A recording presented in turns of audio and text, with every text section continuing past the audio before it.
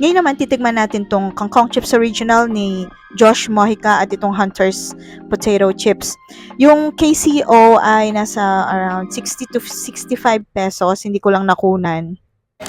Kangkong Chips Original. Cheese flavor tong titikman natin. For me, maalat siya pero nasarapan pa rin ako sa kanya kasi mahilig ako sa maalat.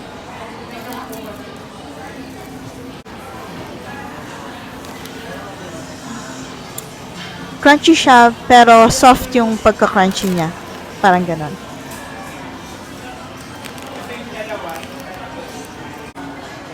Sunod natin tong Hunter's Gourmet hand-cooked potato chips.